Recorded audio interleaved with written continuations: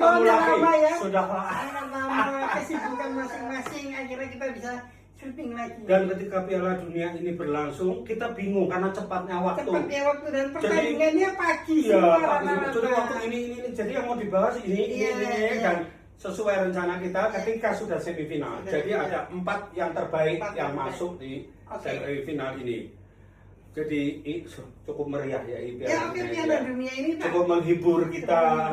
Ada rasa sesek ketika tim kita, jagoan kita yang kalah. Ada rasa kontroversi ada. Misalnya Iran yang dipersulit, atau terus Balogun yang sudah kena kartu merah karena Donald Trump telepon. Terus para fan-fan fanatik yang kecewa, yang ngamuk, yang merasa timnya dizolimi, sudah dicurangi. Terus ada lagi yang kelihatan membuktikan dengan data-data bahwa memang ini curang, memang ini sebuah skenario, memang by design. Bisa menjadi juara tapi tidak sesuai pada emosionalnya ke para pundit-pundit dihajar dengan komentator-komentator yang ini. Pokoknya rame dan meriah. Banyak tim-tim yang mengejutkan, terutama adalah Capi Vardy. Itu tim kayak baru pertama kali masuk Piala Dunia. Wah, itu hebat itu. Itu luar biasa. 4 kali main dia tidak pernah kalah.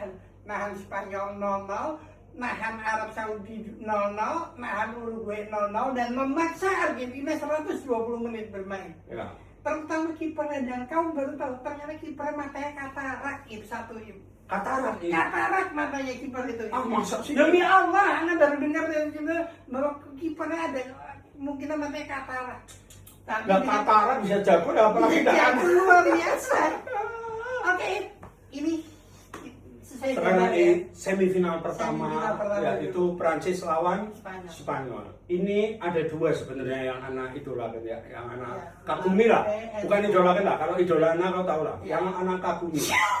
Yang katanya coach pencetak 3 gol, pencetak 3 gol. Sudah pulang kampung.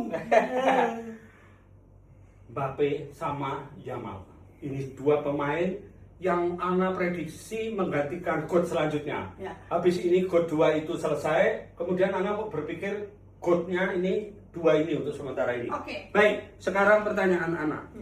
Perjalanan Prancis, menurut kau? Prancis dulu, kita mulai Prancis. Prancis ini memang tim yang dari awal sudah diunggulkan bisa berbuat banyak. Karena mereka punya amunisi pemain yang luar biasa hitungnya.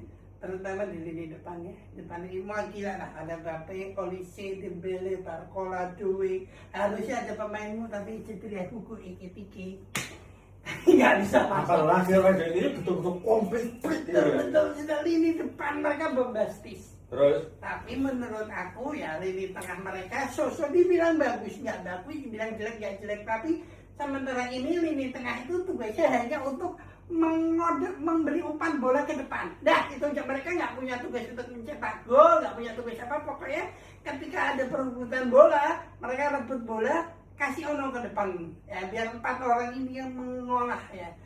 Kalau di pertahanan, ya oke, lumayan baru kebobolan 1 gol.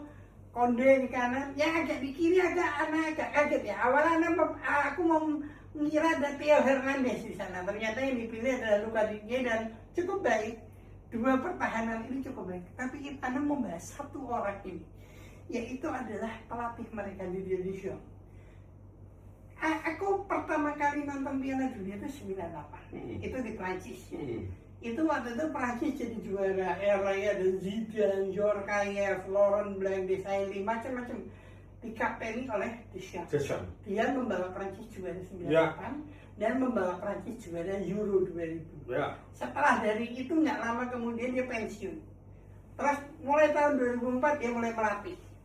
Pertama kali melatih tim nasional Prancis itu adalah setelah Piala Eropa 2012 menggantiin posisinya temennya Laurent Blanc ketika itu. Perjalanan Prancis di bawah dia sudah mengikuti sampai ini sudah 2014, 18, 22, 26, 4 kali Piala Dunia.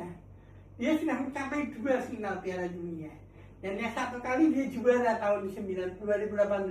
Nah, ketika dia juara, dia adalah salah satu pelatih yang sukses sebagai pelatih dan sebagai kapten. Ada 3 pelatih yang pernah jadi juara sebagai kapten dan juga sebagai pelatih. Siapa? Yang pertama orang Brazil, aku lupa namanya siapa. Yang kedua itu ada, kau pasti tahu lah, Jerman punya Franz Beckenbauer pada zamannya.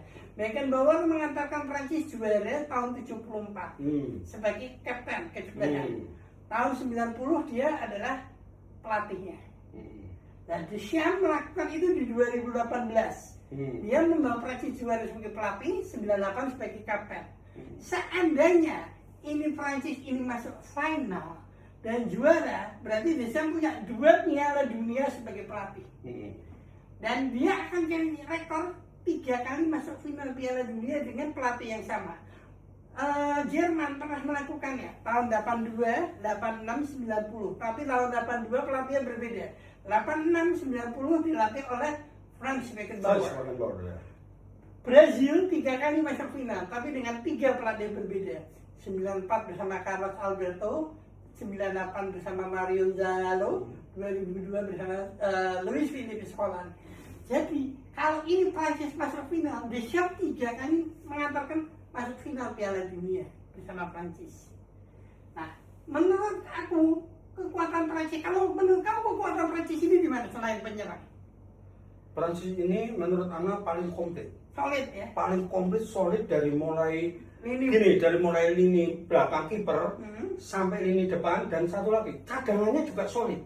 Oke, cadangan cadangannya itu juga solid, yang siap untuk menggantikan, tapi tidak terlalu yang nggak terlalu jaraknya. Ya, jadi memang kalau dilihat dari matematis, dari teknikal ya, kita kan bola kan apapun bisa terjadi ya. Kok ini yang juara? Ini kalau dilihat secara individual, secara kekompakan tim dan masuknya ini Prancis ini, tapi bola tuh apapun bisa terjadi. Lawan yang akan dihadapi adalah Spanyol, juara dunia 2010. Lamine Yamal. Iya, Lamine Yamal. Walaupun banyak orang masih mencibir Yamal, dibilang belum pada kekuatan terbaiknya, belum ini, belum itu. Tetapi kalau kau lihat perjalanan Spanyol ini nggak semulus Prancis. Tidak semulus Prancis.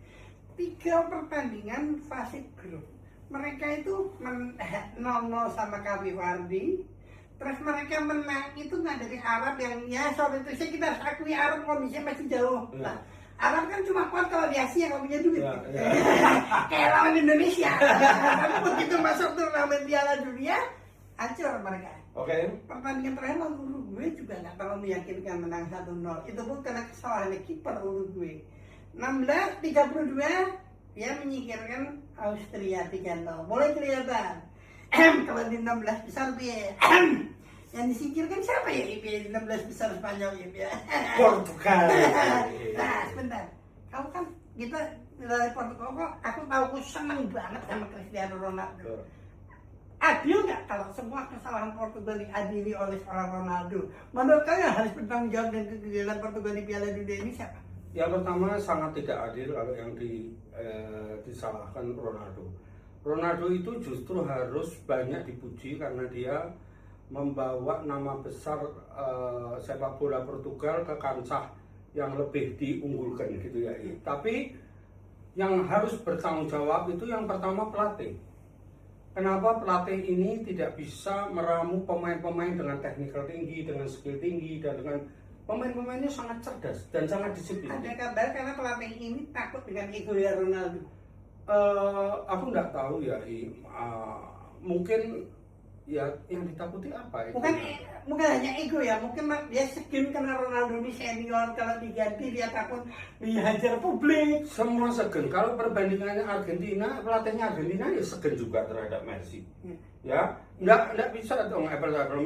Mereka pemain legend. Jadi kalau agak ada segennya tuh bukan cuma di pelatihnya Portugal, tapi pelatihnya Argentina juga agak segennya. Cuma bedanya mungkin gini, para pemain Argentina ini dengan Messi ini mengidolakan, mengagumi. Jadi kayak orang Jawa bilang tuh ditulang Messi. Menurut kau ada pengaruhnya? Ada, Messi ditulang. ketika apa ya perempat final apa gitu ketika Argentina menang itu aku memperhatikan ada 2 gol yang seharusnya bisa nembak langsung tapi dia memberikan ke Messi lawan mana itu lawan yang satu aku lupa, yang satu aku ingat lawan Austria. Nah itu seharusnya dia bisa nembak tapi dia ke Messi. Aku ingat kejadiannya Messi ngawali serangan ke Julian Alvarez, tendangan Alvarez di blok sama kiper. Terus ada Paredes, di posisi Paredes buat nembak bisa. Tapi ketika dia ngelirik, oh ini ada quote saya ini, ya sudah. Nah, ya. Serahkan. Ya, jadi respect terhadap Messi itu ada. Menurut kau tidak terjadi dengan Ronaldo? Tidak. Ronaldo tuh pemain-pemain Portugalnya tuh merasa ego, ingin terlihat sebagai yang terbaik. Sekarang kamu tanya, kalau ada pemain bola itu tidak kena ke Ronaldo umpan dari temennya. Siapa yang salah? Apa Ronaldo yang nggak bisa nyari posisi atau temennya ngasih bola nggak enak buat Ronaldo? Kalau sementara ini seperti tadi Ana bilang, respect terhadap Ronaldo kurang sehingga Ronaldo itu apa ya mereka tuh masih ingin dinilai baik. Bola itu tetap dikasih ke Ronaldo tapi tidak bisa dimanfaatkan oleh Ronaldonya. Ya karena Ronaldo pada posisi sulit lah. Ketika Ronaldo pada posisi gampang dia lebih baik ke gawang, dia lebih baik ke lainnya. Itu terlihat kok. Lain dengan Messi. Messi itu semua pemain tuh segen, menganggap ini berwibawa, menganggap aura kebintangannya ini gede sehingga mereka secara naluriah tahu bahwa ketika ada kesempatan ngegolkan tapi ada Messi dengan posisi baik juga, lebih baik pilihannya dikasih ke Messi. Sekarang kita balik lagi. Oke. Kalau kau lihat ini di depan Spanyol tidak seganas Prancis. Tidak. Tetapi para pemain mereka itu suka menguasai bola. Jadi begitu kehilangan bola, mereka menguasai itu yang membuat lawan-lawannya capek. Kenapa? Mereka susah ngambil bola dari Spanyol. Tak main bola pendek. Dan ketika bola itu gagal dieksekusi, mereka tetap nggak menyerah, terutama Rodri sebagai pemimpin lini tengah, dia benar-benar bisa mengcover bagaimanapun lini tengah harus milik Spanyol karena mereka menganggap kelamaan pasti ada 1-2 peluang. Dan kejeniusan pelatih De La Fuente melakukan pergantian pemain 2 kali Spanyol bisa mengalahkan Portugal itu karena De La Fuente melakukan pergantian pemain yang cukup brilian. Dia memasukkan Mikel Merino, nggak usah banyak-banyak. Merino lawan Spanyol masuk menit 85, lawan Belgia masuk menit 86. Tapi dari sisa waktu yang dilakukan itu Merino bisa mencetak gol. Jadi ini pemain memang pemain spesialis, pemain cadangan, tapi nggak usah yang 45 menit main, 60 menit mainnya, 10 menit, 5 menit. Nah, kalau rekor pertemuan belakangan ini Prancis selalu kalah sama Spanyol. 2 momen terakhir ini Prancis selalu kalah. Yaitu pertama waktu semifinal Piala Eropa 2 tahun yang lalu, itu Prancis kalah 2-1, Yamal nyetak gol sensasional banget. Terus ketemu lagi di National League yang Spanyol akhirnya di final dikalahkan Portugal. Itu di semifinal Spanyol ngadain Prancis. Babak pertama sudah menang 5-1, tapi di comeback di babak kedua jadi 4-5, tapi tetap menang Spanyol. Sekarang menurut kamu, prediksi kamu akan siapa yang bakal lawan? Kalau menurut prediksi aku aku juga Spanyol, Prancis. Kalau aku Spanyol. Kalau aku Prancis. Ya, boleh. Jadi kita boleh ya. Iya, silakan ini. Alasannya kekuatannya Prancis secara individu, head to head individu ya, itu semuanya menurut anak Spanyol ada lebih. Kalau Yamal dengan Mbappe ini sama lah menurut anak ya, sama lah ya. Apakah faktor juga karena Spanyol menangnya tipis-tipis terus jadi kamu merasa Prancis lebih satu faktor itu Prancis itu lebih tidak tahu ya, seperti kata kau salah satu keunggulan Deschamps ini ya, dia mampu mengendalikan pemain-pemain terkenal itu mengendalikan egonya. Bahkan menurut anak Mbappe yang sulit aja dia mampu buat mengendalikan pemain ini. Mengendalikan ego sebenarnya mudah, bisa dilakukan ya. Bisa. Tapi kecuali dia harus punya kemampuan. Mungkin itu yang tidak dipunyai pelatih Portugal ya. Itu ya. Bahwa dia nggak bisa. Ini jadi dia ini memang aura tapi ya aura gini sorry. Para pemain ini tahu reputasi pelatih ini siapa. Tahu dan cara dia memperlakukan tarik ulurnya itu terhadap pemain ini tegas tapi tidak sayang. Anda tidak tahu lah apa yang dilakukan di ruang ganti itu membuat semua pemain Prancis itu kebintangannya luar biasa loh ini. Ya. Siapa Dan yang itu nggak nggak bintang? gampang. Nggak gampang. Itu Itu justru sulit. Itu justru sulit. Itu sulit sekali. Nah, itu Deschamps bisa. bisa melakukan itu. Bisa. Betul. Betul nggak? Betul. Tapi kalau anak melihatnya kayak gini, anak merasa bahwa kayaknya Spanyol yang menang dengan Oke. karena grafik ya. Oke, Grafik. jadi ini kau Spanyol, aku Prancis Iya. ya. Kita bisa nyaksikan. Nanti Oke. kita lanjutkan ke Ya. pertanyaan kedua. Oke. Ya. Sip. Ya.